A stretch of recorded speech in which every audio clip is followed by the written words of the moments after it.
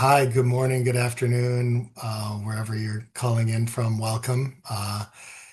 If you're here to learn about phenomenal opportunities for reforestation, you are in the right place. So thank you for joining us today. My name is Kevin O'Hara. I'm the Executive Director of Forest Plus, a multi-sectoral platform to drive policy, finance, and partnerships for forest here in the United States. And really excited today to have a really great conversation with some of our partners and leaders in the space on identifying opportunities for reforestation. I think most of us know what forests do for us, provide clean and safe drinking water for 180 million Americans, sustainable wood products and jobs in rural economies, wildlife habitat and carbon sequestration. But because of wildfire, because of pests, because of disease and development, our forests are increasingly threatened. Some estimates show that if by 2070, if we don't act, that our forests in the US will become a net carbon source rather than a carbon sink. So we have a lot to do, and I think our forests need us as much as we need them at this critical juncture in our time with climate change and wildfire crisis driving a lot of this. So today we're really excited to have some of the thought leaders in our space to talk about this a revised tool that's going to help decision makers at all levels identify where and how they can lean in on this reforestation opportunity. So to kick things off, I want to turn it over to Brian Kittler, the Chief Program Officer for Resilient Forests for American Forests, to talk a little bit more about this fabulous tool. Thanks, Brian? Kevin, and welcome everybody. Really excited for the conversation. So I lead American Forest Resilient Forest Program. We have a significant focus on resilient reforestation here in the United States. And over the last 35 years as an actor in the reforestation space, we've supported about 1,200 projects, reforestation projects in all 50 states. Globally, all told, it's about 1,400 projects that American Forest has supported in one way or another. We're also an implementer, so we develop partnerships to do reforestation projects on the ground. We bring in the science, we bring in policy, funding alignment, workforce partnerships to both design projects, to scale implementation, and address the crisis that Kevin was alluding to. We are losing forests. We have lost forests. So whether that's a natural disturbance like a wildfire or introduced diseases that are ravaging certain trees and forest types, or historical deforestation. There's a lot of parts of our country that have seen the loss of forests over many decades. So those actually bringing forests back is more of a complex process than it would seem, as we all know. And that's the work of my team. So very much a layer down from what we're going to hear about with the Reforestation Hub, doing the prioritization, the geospatial analysis, aligning the resources, designing the projects, and implementing from A to Z every step of the way. That's the work of my team. So, when we started looking and asking ourselves the question a few years ago, we're really excited about reforestation as the country's top natural climate solutions, and some work that some of Susan and her peers at the Nature Conservancy published. We were just asking the question, like, how much actual potential for reforestation is there here in the United States? So we wanted to have the authoritative data set, peer-reviewed research, and get it out there. And we looked no further than Susan Cook-Patton and our colleagues at TNC for that research, because our forests can't wait. We have to get the research and the science to the ground. We need to make better, more informed decisions, and to allocate the resources that we have to the place that matter most. So that's really the work that was inspiring for American Forest, our early engagement in the development of the Reforestation Hub. We were excited to partner with TNC and help support its development. And, the first round, we had 148 million acres of opportunity. And it's really interesting and exciting to see that we actually have even more than that. So without further ado, I want to turn it over to Susan and really take in what this tool does and what it can unlock in the way of potential for our country and for the reforestation movement. Great. Thank you very much, Brian. And yes, please do put your introduce yourself in the chat. I've been watching the names come in. It's great to see folks I know and so many people working in the reforestation space. Because as this, we put this tool together for you, for the community, to try to accelerate action and getting more trees into the ground. So your feedback is incredibly valuable. Please don't hesitate to ask all the hard questions. But let me share my screen. And let's see, there we go. Put it in the right view. Okay, and then I'll do that. All right, as Kevin mentioned, this is a relaunch of the Reforestation Hub. It's been around for about 6 years now, and it has evolved over that time. So I will start with a brief history as well as overview of what the tool does, talk about some of the latest data innovations, and then go straight in to give you a tour of all the great new functionality. But I'm very excited about how this tool has evolved, and I think the latest iteration is exciting and enables a lot more ways of parsing the data and thinking about moving from the like how much potential is there to how do we actually do this work. So just to give you a brief tour overview, um, there was a paper that came out back in 2018 that tried to quantify all the different ways that we could work with nature to help tackle climate change. That was led by Joe Fargione at the Nature Conservancy. And this was the main figure that came from it, which is a complicated figure. You don't have to deal with any of the details except for this, which is that the top bar is reforestation, which was the single biggest natural climate solution. But then if you look at the little like skinny black bar in there, that's the uncertainty bar. And there's a little arrow at the end to indicate that the uncertainty is sort of off the charts. Um, and so what we wanted to do was bring much greater resolution of like how much opportunity is there in the US to do reforestation and where exactly is it. So in that first paper that Joe Fargione led, this was what the first reforestation opportunity map looked like. And it was a pretty simplistic method for finding opportunity. It was first, is it ecologically appropriate for tree cover for greater than 25% tree cover? Yes. Is it not currently a forest? No. Is it not a city, a road, or good agricultural land? No. Okay. That's a reforestation opportunity. But then when you look at like individual pixels, you're like, oh, like that's a power line right away. Like that's somebody's backyard, maybe. That's a golf course. Ooh, maybe not. Like that's a post-burn landscape. Like, yes. It was really variable context to what those opportunities look like. So we wanted to shift from just giving like a big number to really trying to provide the detail of like, what do these opportunities look like?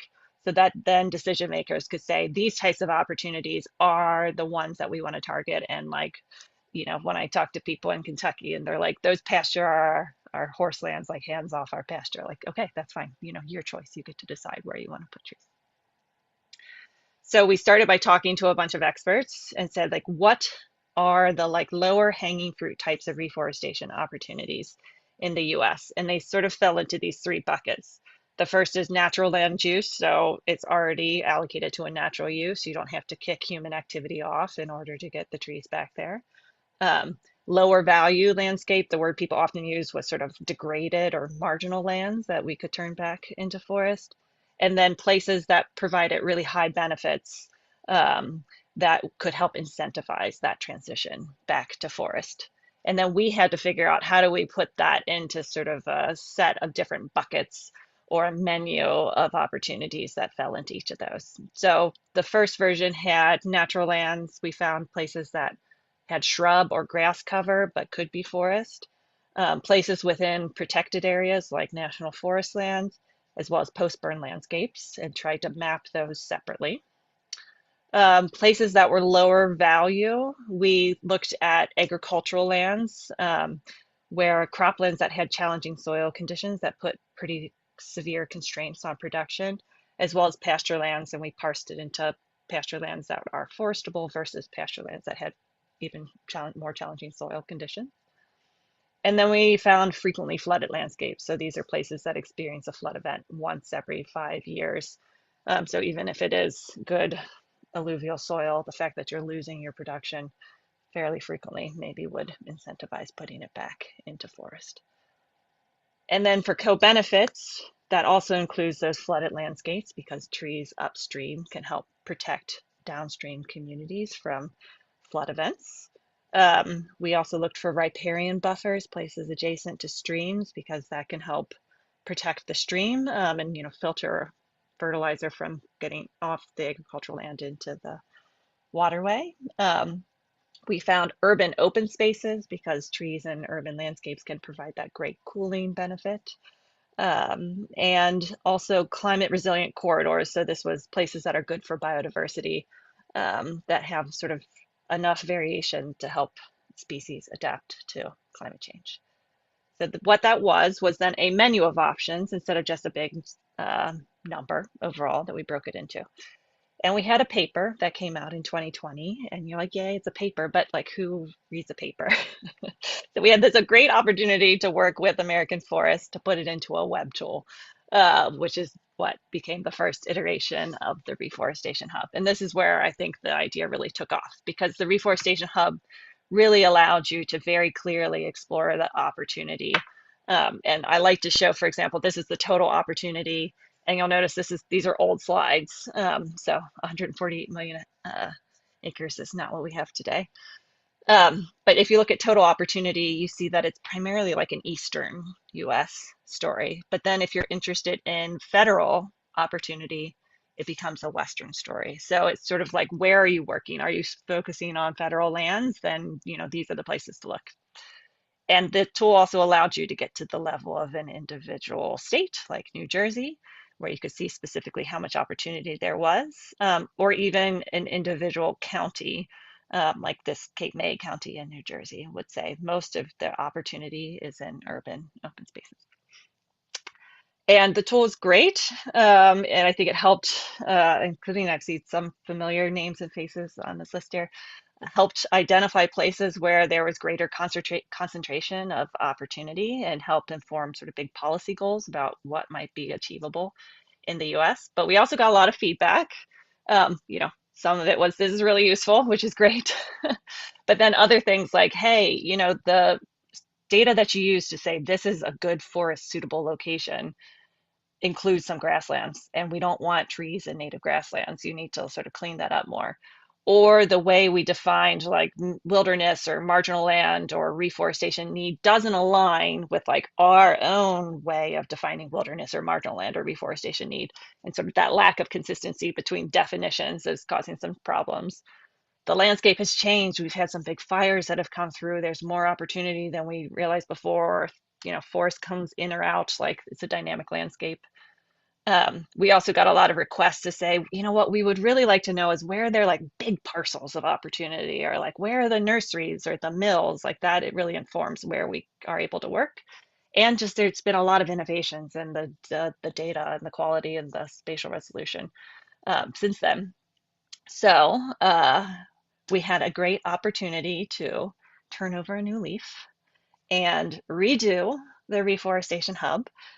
But first, we grew the team, and instead of being the Nature Conservancy, just the Nature Conservancy and American Forest, we also had Arbor Day join us, the National Indian Carbon Coalition, Doris Duke and Volganel helped fund the work, as well as Forest Canada helped to inform it, and others as well.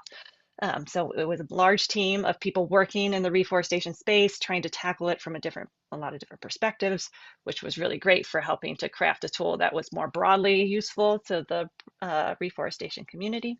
And then I also wanted to call out Serge and Sierra, who were the data analysts on this, for like data wranglers extraordinary.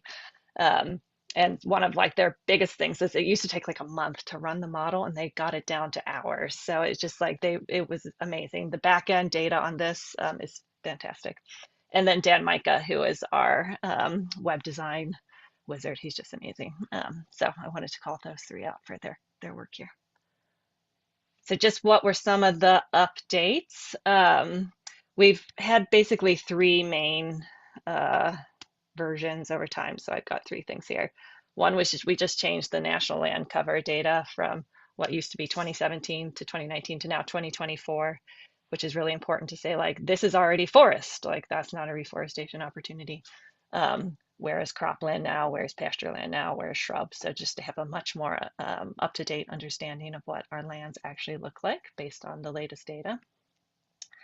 We've really improved the carbon sequestration estimates. It used to be basically at the level of a forest type. So like a big portion of the US would all get the exact same carbon number, which is not what it looks like in reality, right? Like the carbon estimate really varies depending on much more local factors.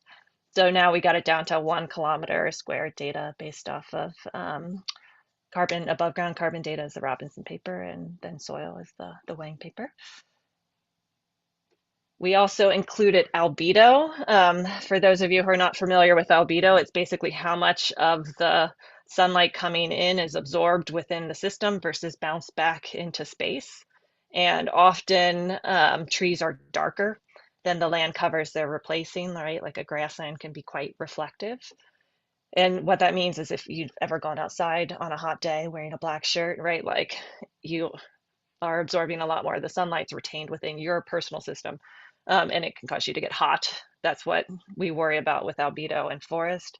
When you're thinking about it from a climate mitigation perspective, sometimes um, the trees absorb so much more of the solar radiation than the land they replace if it's like a snow-covered landscape, that it offsets any of the cooling benefit you would get from carbon storage. And so there are places where adding forest can cause more global warming than cooling. So we wanted to avoid those places. And there's new data at 1 kilometer resolution that allows you to find those spots. We were able to put back in post-burn landscapes. This sort of killed me in the middle iteration where we had a data set that was good before from Hallbecker, and then there were just all these big fires that we just couldn't keep up with. And so we had to take out the post-burn landscapes. But now we were able to get it back in and have, you can actually look at opportunity by individual burn perimeters. I'll show you that in a little bit, but find the places that have had moderate to high severity fire and are in need of reforestation. And then the other thing that we did was to try to aggregate opportunity within single landowners. We can't tell you what the individual landowner is because that data is all proprietary, but you could find locations where there is a greater concentration of people that just have big chunks of land. So if you target those locations, you might more efficiently be able to get lots of spaces back into forest. So then there was a whole new like facelift of the tool, new look. There's all the new data, and there's a ton of new functionality as far as how you can analyze the data, which I'll show you in just a minute. And the way that you can parse the data, like before, it used to just be like at the US level, at state level, and then county level. And you could see opportunity by sort of general, like federal land manager. But now you can look at it at the level of a watershed or an ecoregion or a congressional district or an individual city. You can look at a census tract or a burn perimeter, or you can choose your own adventure. You can draw your own polygon on the map. So I'll demonstrate all those in the tool in just a minute. And then the other, I've seen Kevin say this too, but like we need to move from like the how much to the how, like how are we actually getting the trees into the ground, and trying to highlight the places where there's existing partnerships, where there's nurseries that you could tap to get the trees that you need, where there's mills if getting access to a mill is important for the financing of your project. That is now much more apparent in the tool. So with that, we now find there are up to 164 million acres of land in the US that's suitable for reforestation. And if you explore the map, which it will come up in just a second, you can see where those opportunities are. So let's see. First, it's going to show, and sorry, my screen is up there. So if I'm like looking up and you're wondering what that is, because I'm looking at the screen. So the first is the total opportunity. Hold on, it's taking a second to load. And then you can pick here with the map layers that different menu of option as you might be interested in. So where are places that have large private parcels? And the darker green is always the higher concentration of opportunity. And it's always scaled from like lowest to highest. So darkest green is the highest large private parcel opportunity. Post burn, very different landscape. Corridors, these are places of like migration, connecting habitat that you might want to protect as biodiversity is migrating with climate change. Places that are within the resilient and connected network. Floodplains, riparian buffers, marginal cropland, pasture, and this time we do lump together shrub and grass, um, and urban open spaces. So you can see, like, depending on like who you are and what type of location that you're interested in, you might be wanting to operate in very different parts of the country. As I mentioned, you can also, let me go back to total opportunity. You can also look at different ways of slicing and dicing the data. So county, I guess I should say the underlying data is 30-meter resolution, and you can get that 30-meter data if you want the finest resolution. But we show it at county, or you can look at various levels of watersheds. I'd have to zoom in to look at the, does that one work? I gotta move it further to get to the HUC 12. Oh, well, I'm not gonna do that. I'm gonna zoom out for now. But if you zoom in far enough, you can get the HUC 12. Ecoregions, you can get that. You can do individual cities and towns. So I was born and raised in Cincinnati, Ohio. You can click on individual cities or towns and get opportunity. You can get congressional districts if you want to pester your congressperson. And you can get census tracts and individual fire polygons. That's just a way of visualizing the data. I should emphasize there's no fires in Ohio. When you click on, if it's that census tract, you can click on that. It will then populate over here on the left with what the opportunity is. So in this census tract, most of the opportunity is in grasslands or pasture lands and urban open spaces. So I would love to encourage you to explore the data and see where the opportunities are in places you might care about. So Cincinnati, lots of opportunity in urban open spaces, lots of suburbs. That's how to slice and dice the data. Let me go back up to total opportunity and zoom out a little more and show you different functionality. I'll go back to counties.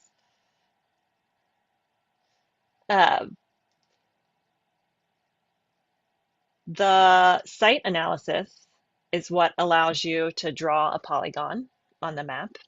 So you can have your own custom space and just say, I want to draw the area, click, whoop.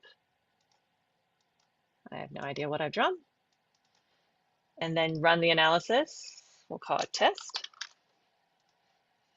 And you can see in this specific area, it's calculating how much opportunity there is.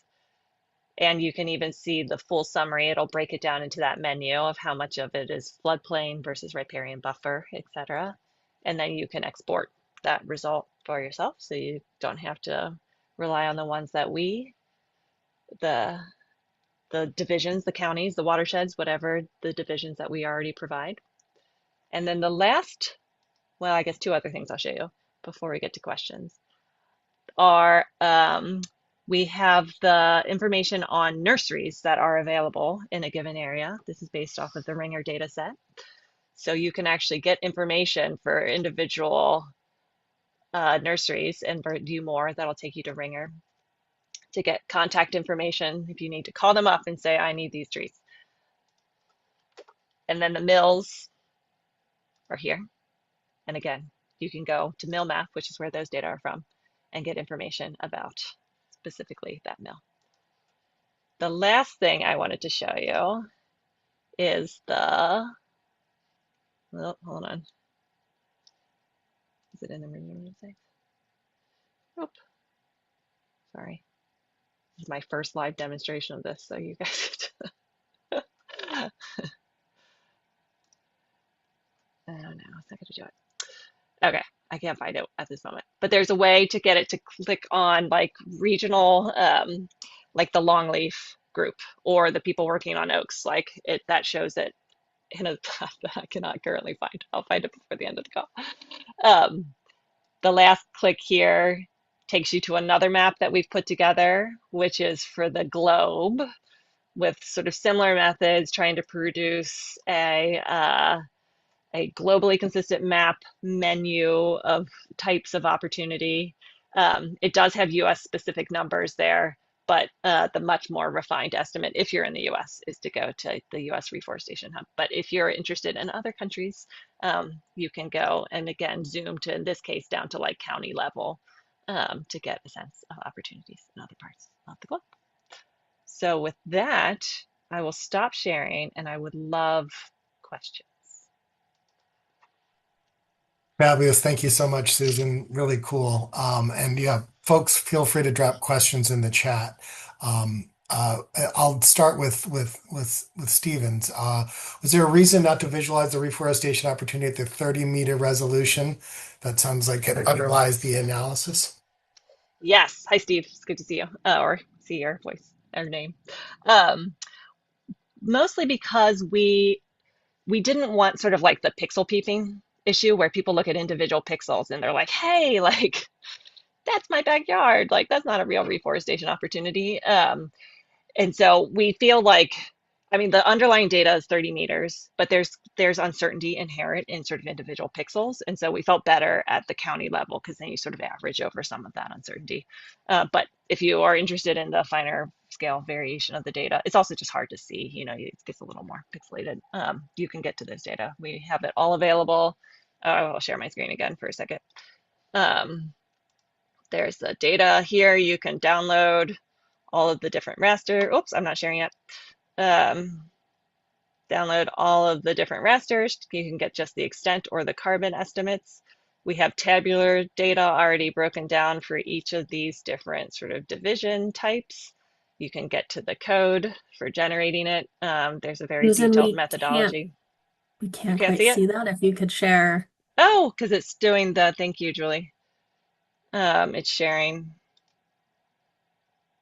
Okay, share my screen. Okay, can you see it now? No. Yeah, that's it. Okay, you can. Okay.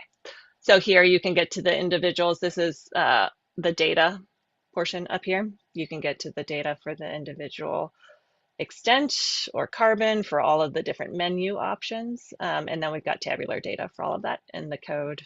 And then the methods will pop up a detailed description of how we got to there.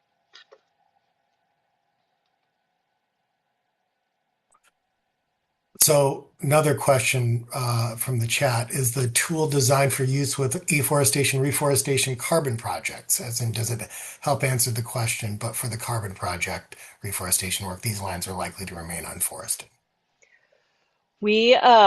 There are places, it takes you to the first step. Like if you're trying to find locations of potential carbon projects, I think that's where this tool is useful of like, where are spots where you might want to approach landowners to see if they would want to engage in a carbon project. And the carbon estimate would give you sort of like a first, like where are the places where you're more likely to get the greatest carbon returns per hectare of investment. Like that sort of information is implicit in there too.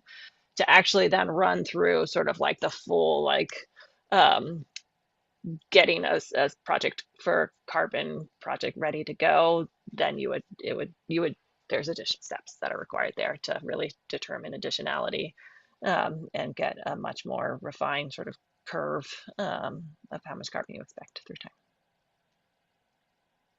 Cool. And just to confirm for Timothy, this includes all ownership types, right? Public, private.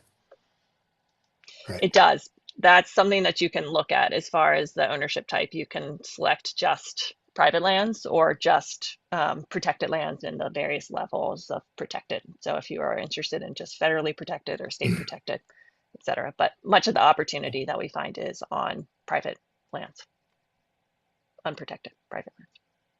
Right. What about future plans at the site level to provide suggestions for tree species to plant with the mind towards assisted migration? I like that. These are the types of inputs that I was hoping to get. We have not gotten to sort of species level recommendations. And we do have some information about like resources that you could find that are sort of state level that provide some guidance about species. But that would be a great iteration of thinking about which species to recommend in certain locations going forward. Uh, and then what about the time scale that the carbon equivalents are averaged over? Yes, so the carbon data that we used was actually temporally explicit as well too. And so we picked 30 years as the timescale over which to demonstrate the carbon numbers. But you're right, because it's sort of slow initially and then picks up over time. And we wanted to make sure 30 years was like not so far out into the future for planning purposes, but if you just show the first 5 years, it's sort of a dismal amount of carbon you can get. We wanted to make sure we were really picking up that like uptick in forest growth stage. Uh, from Jingfeng, what about changes in evapotranspiration? Um, Great question. We did not have that. When there is a good map that we can incorporate these other factors as well too to get increasingly refined estimates of mitigation potential, that would be great. If you know of any that I'm missing, let me know. We do find generally that carbon and albedo are the biggest drivers, but things like ET should be considered as well too. what about partnerships with regional data sets? One of the participants is doing a data set in Appalachia. Does there are opportunities to collaborate their data into your tool? Probably not into our tool, but so when we put this together, what we fully expected was that we would help get people about 80% there. And when we put it up, we would talk to people within New York and they're like, well, this is great, except like we are really interested in our like Trees for Tribs program. And that had like a very specific map that we wanted to do it. Or we have like finer scale, even finer scale resolutions of land cover data sets. So what we say is generally like you can take our data, it's all like publicly available, transparent, and then impose your own additional information on top of it if you want to try to figure out the sort of subset that matches your needs as well too, or just the recreate the method for your region. But yes, I think when you get to the end of if you have like specific regional data, there's likely going to be a little bit of customization to get it to fully work for your purposes. A lot of really good questions here. We'll keep rolling They're with great these, Susan. questions. Yeah. Uh, permanence. Is permanence a consideration prioritizing areas for reforestation opportunity? Not currently in this version. That is something that I'm working on with others to try to develop maps of likely permanence. And so those are in the works. And I think that would be a great iteration down the road is try to think about places that are more likely to be stable going forward. Then what about integration of federal, state, or private seed bank inventories to understand what genetic materials available to Wow. conduct the work? Is there a data set for that, Felicia? Um, I think that would be interesting. Very interesting. That's not in there currently.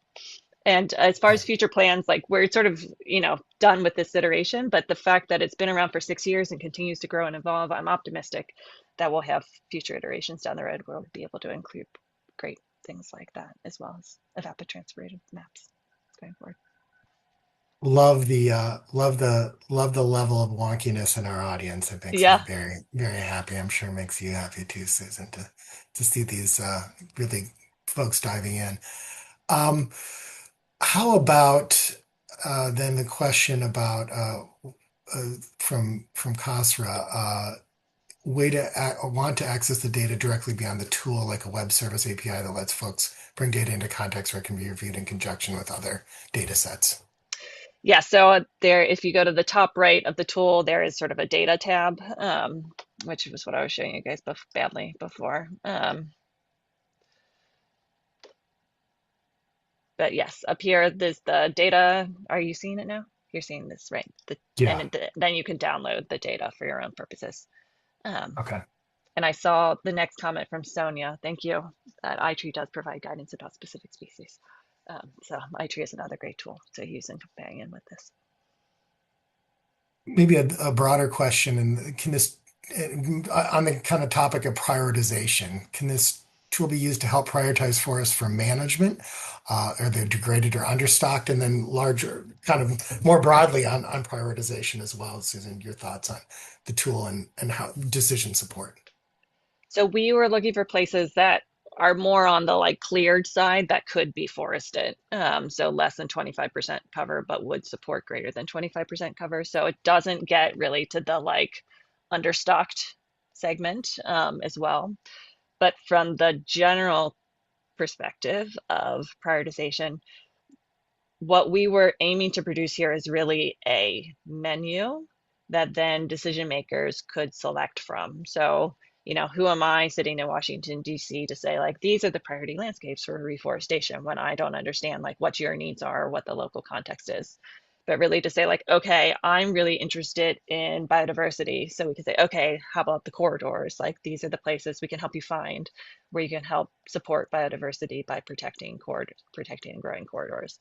Or I'm really interested in floodplains. And so, like, okay, these are the places where there's good reforestation opportunity within floodplains. And so that's the goal, is to be able to help you find the places that you care about, and where the greatest concentration of opportunity is. So then you could explore those locations to see, are there actually good parcels of land that would work to meet your needs. Then a couple questions on the carbon data. One, does it distinguish between forest carbon and urban tree carbon storage? And then the underlying data for the quantification of carbon. Yes, so it's based on natural forest regrowth, so it doesn't get to sort of your tree level estimates that you would use in more of an urban landscape. The data, I can put it in the, do I have the capability to put in the chat? It's by Robinson et al. It was published in last year, Nature Climate Change, where we provide pixel level regrowth curves for natural forest regrowth around the globe at 1 kilometer squared. So we use the US portion of that data set for this tool. And then there was a paper published in Science that was led by Wang, that has a spatially explicit soil carbon map that we got the underlying data for. And we had to do a little bit of interpolation to get that one to work. But the goal was to try to find data sets that had the best spatial resolution for the tool. Good question from Rance about assumptions around appropriate forest density, Cove hardwoods forest versus oak pine savannas, different density models, how the tool takes those into account. We don't explicitly model density in this, so the carbon estimates are, again, just based on what you would expect a natural forest to look like in that specific location. In the previous iteration, we had assumptions about like the number of trees that worked in different areas, but they were like 3 density estimates for the whole US. And so we've decided that didn't provide that much information. So there are not there's density information isn't currently in the tool. Great. What about, Tim's asking, can you please elaborate on the linkage between albedo and carbon sequestration and storage? You did a fabulous webinar for us, and we can put a link in the chat on that paper for you, Okay. Tim, to dig in on that, but maybe a quick answer for him on the albedo and carbon. Yes, please put a link to that. There's like a lovely figure that I will never be able to find during this call in a timely manner that shows it well. But basically, so albedo is how much of the sunlight comes into the system and bounces back into space. And trees tend to be darker than the land covers they replace. And you have experienced this yourself when you go outside wearing a black shirt in the summer versus a white shirt in the summer. So when you're the darker land cover, more of the heat from the sun is retained within the Earth system, then bounced back into space. And what that means is that trees can be warming because they're retaining more of that heat compared to a grassland, but they're also cooling because they're sucking carbon dioxide out of the atmosphere. So it's sort of a balance of like how much cooling do you get from carbon versus how much warming do you get from changes in albedo.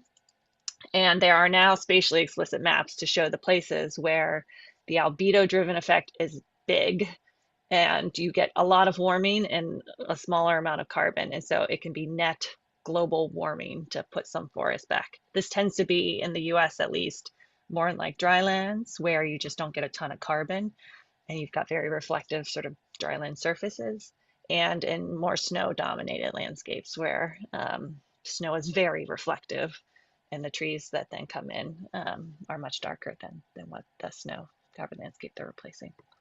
So it's trying to find, what we did was eliminated any areas where we think albedo fully negates any of the climate benefit of carbon storage. Great. Yep. And we will find the we will find that link and share it with you. Question again about water balance, afforestation in semi-arid regions and potential water shortage and stresses on water supply. The only way that we accounted for water shortage issues was focusing on places that are suitable for forests. So often where you get that sort of semi-arid regions, you're not finding forests naturally there. Those are going to be much more like grassland type ecosystems. And so our very first step is to try to find places that are like definitely forest suitable. And so that helps to account for some of those issues. Not to say there aren't going to be sort of places with strong demands on water resources for crop and other reasons. So when you get to the site level planning, that's where you would really think about, like, does this make sense from a water perspective as well too? But we've coarsely accounted for it in the placement of the opportunity. Question from Justin about decision making. Could you share a recent example of how the tool's been used and any fun success stories that you'd want to highlight? Oh, Um, I saw a few. Mary from the Minnesota chapter just flagged that they're using it. I wish, can Mary come off mute? I don't know if she's allowed in the way this is set up. Generally, the tool has been used most often at sort of higher levels to try to inform, like, okay, there's going to be a potential new piece of federal legislation coming through. Like, how big should it be? Where should it be targeted? Like, so it's been helpful at that like large agenda setting policy level perspective. It's also been useful at sort of the state level policy. I've seen multiple states where they've incorporated. Oh, yay, Mary! Does she mind being put on the spot? Mary. Sure. Can you hear me? Yes. yes.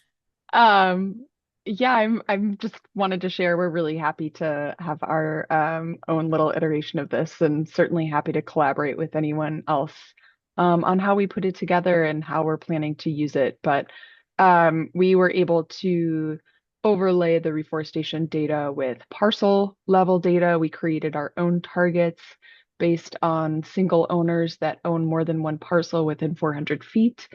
And then a bunch of just like locally relevant information.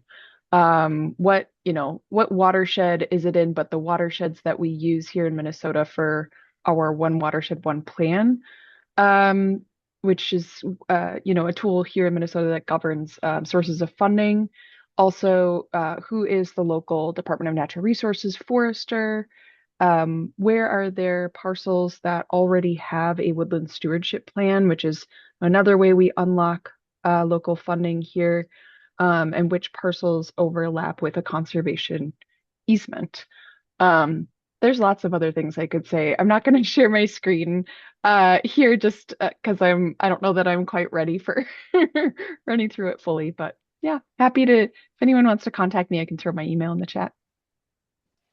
Great, Thank thanks. you. And Mary, correct me if I'm wrong, but you guys are also looking at, I think, at assisted migration too. And I don't know if you're incorporating assisted migration into your tool, but I know you guys are thinking about that. Absolutely thinking about it. Not a part of the tool right now. Right. Thank you. So Mary's Amazing. example is both a good sort of like case study, but also that, like, okay, but what about regional analyses? Like, how do we make that work? Like, I think they've demonstrated it gets you about 80% of the way there. And then you've got to build in your more locally specific details for your custom region analysis. Phenomenal. So, Susan, we will be happy to share. All registrants will get a link to the slides and the tool. We encourage everyone to dive in and get in under the hood and see where these opportunities would make the most sense for you and in the forest that you care the most about. And really, really appreciate that we have this level of data. When we talk to our friends in other countries, they are always in awe of the data that we have available when it comes to our forest resources. So thank you to Susan and the team who's developed this and made it possible for us to go and run with it. So thanks so much for you all for being with us. And we again we'll follow up with more next week with some really good resources for you to follow up on. So thanks again, Susan. And Thank you all. before I ask my colleague Julie Foster to talk a little bit more about some other exciting things that are happening at Forest Plus. But before I do that, I'll just note that if you are going to be attending anything for San Francisco Climate Week, please send us a note. We are hosting a closed door panel. So if you're going to be around in San Francisco for San Francisco Climate Week, please get in touch so we can connect either at our event or one of your events or for coffee. So Julie, why don't you talk a little bit about some of the other exciting things we got going? Sure, I'm talk a little bit about the Forest Voices Network. So the Forest Voices Network is something that we are launching very soon, and the idea here is it's influencers for forests. Something that we've put a lot of research into and a lot of time thinking about is that the public narrative on climate and nature is kind of losing the plot on forests as the powerhouse of natural climate solutions. And we're trying to make natural climate solutions more or less a household term. And the gap here is getting science into the hands of everyday people. So we're launching a cohort of influencers who are going to help us really socialize science and talk about it on their platforms.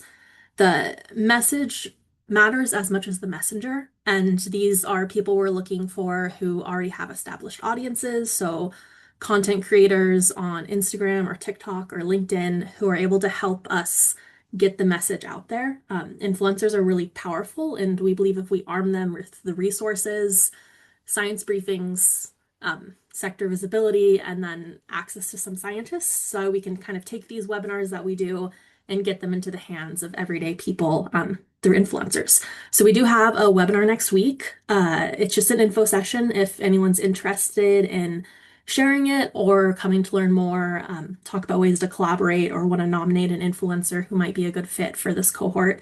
Let us know. And I think Audrey's going to drop in the chat a link to the upcoming webinar. Very cool.